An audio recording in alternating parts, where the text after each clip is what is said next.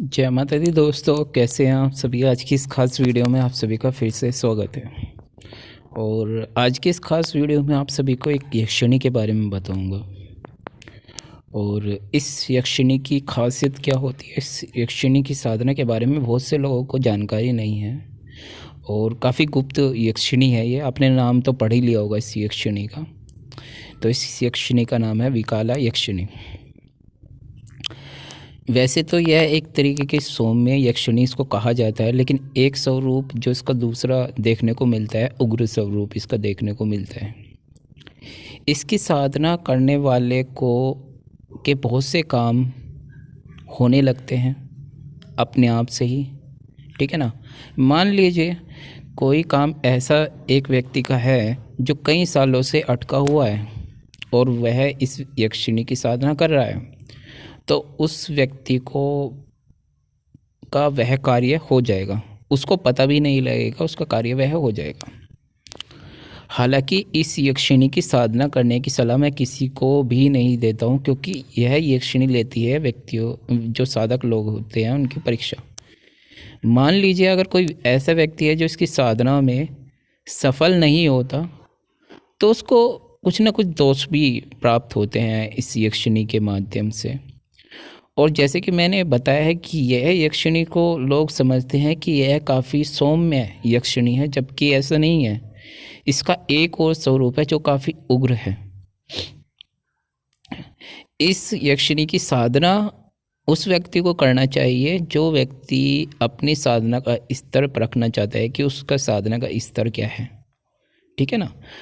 और इस यक्षिणी के माध्यम से आपको बहुत सारी चीज़ें प्राप्त होती है, वैसे तो मान, अंधन, ठीक है ना। और हर प्रकार की जो आपकी मनोकामना है वह सब कुछ प्राप्त होता है। मान सम्मान, पैसा, ठीक है ना, घर, कारोबार में सफलता, नौकरी में सफलता, ठीक है ना।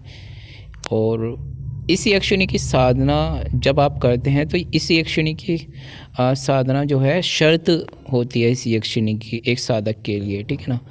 उनको पूरा करना ही होता है, नहीं तो यह यक्षिणी आपके पास ज़्यादा लंबे समय तक रहती भी नहीं है, ठीक है ना। और बहुत ही कम ऐसे लोग हुए हैं जिसकी साधना को अपने पास रख पाए हैं संभाल कर, ठीक है ना, सिद्धि के रूप में। हालांकि जो यह यक्षिणी है यह चाहती है कोई मुझे सिद्ध करे, ठीक है ना। लेकिन इसकी परीक्षा लेने के जो तरीके हैं वे थोड़े काफ़ी अलग तरीके से जो व्यक्ति की परीक्षा लेती है, तो ये कहीं ना कहीं व्यक्ति की साधना खंडित करा ही देती है, ठीक है ना।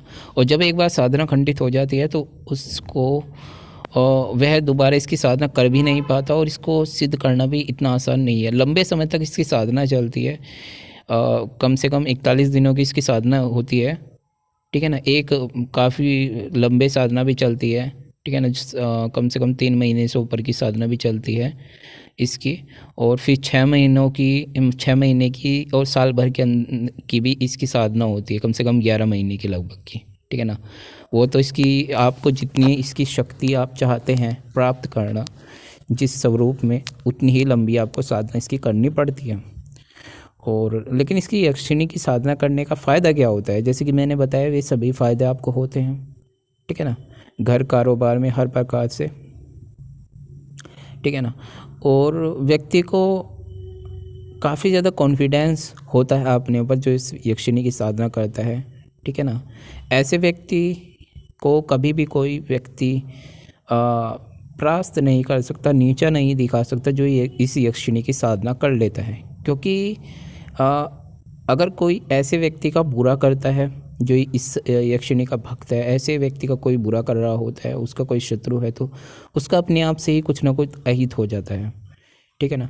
लेकिन मैं इस यक्षिणी की साधना करने से पहले आपको यही कहूँगा कि आपको बिना किसी गुरु के परामर्श के इस साधना को नहीं करना चाहिए, और उस गुरु के परामर्श से ही इस साधना को करें जिसने इसको पहले कर रखा हो, जिसको इसकी पूरी जानकारी हो। बिना इसकी प्रॉपर जानकारी के इसकी साधना नहीं की जाती, ठीक है ना।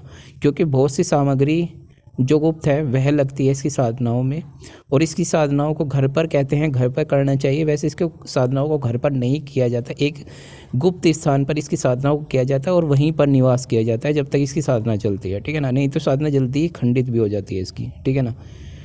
ऐसे गुप्त स्थान जैसे कि वन, या फिर पहाड़ी इलाके, पहाड़ी स्थान भी हो सकते हैं, ठीक है ना, ऊंचा स्थान। या फिर आप किसी ऐसे गुप्त स्थान पर इसकी साधना करें जहाँ पर कहीं कभी पुराना मंदिर था और वह जनमानस से भी दूर हो। ये कोई पुराना स्थान जहाँ पर कभी लोग रहते होंगे लेकिन अब नहीं रहते, काफ़ी पुराने ऐसा स्थान जो गुप्त हो और जहाँ पर लोग आते जाते ना हो, ठीक है ना। तो वहाँ पर आप इसकी साधना कर सकते हैं। लेकिन इसकी साधना जैसे कि मैंने बताई है, इसकी साधनाओं में होती है अच्छी खासी परीक्षाएँ, क्योंकि जब आप इस यक्षिणी की साधना करते हैं तो इसकी बहुत सारी सहायक शक्तियाँ होती हैं जो नहीं चाहती कि आप इस यक्षिणी को सिद्ध करें। उनका काम ही होती है एक व्यक्ति की परीक्षा लेना जो इसकी साधनाओं को कर रहा होता है।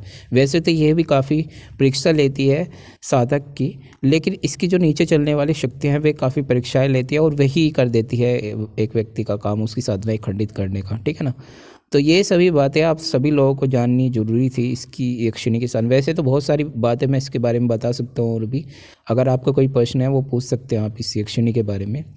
और ये काफ़ी उग्र स्वभाव की यक्षिणी होती है, लेकिन वो इसका एक स्वरूप है, ठीक है ना। इसके दो स्वरूप कम से कम, एक सौम्य एक युग उग्र, और इसके दोनों स्वरूप को ही आपको एक्सेप्ट करना होता है जब ये साधना आप कर रहे होते हैं। बहुत से लोगों को केवल इसके एक स्वरूप के बारे में जानकारी होती है कि ये काफ़ी सौम्य है, ये काफ़ी सुंदर है, इसकी साधना करने से आपको धन, मान सम्मान, पैसा और सब कुछ प्राप्त होता है। लेकिन दूसरा स्वरूप जो होता है इसका उग्र स्वरूप होता है, और इसके उग्र स्वरूप का व्यक्ति पर जब प्रभाव पड़ता है, व्यक्ति क्रोधी स्वभाव का भी होने लगता है, ठीक है ना।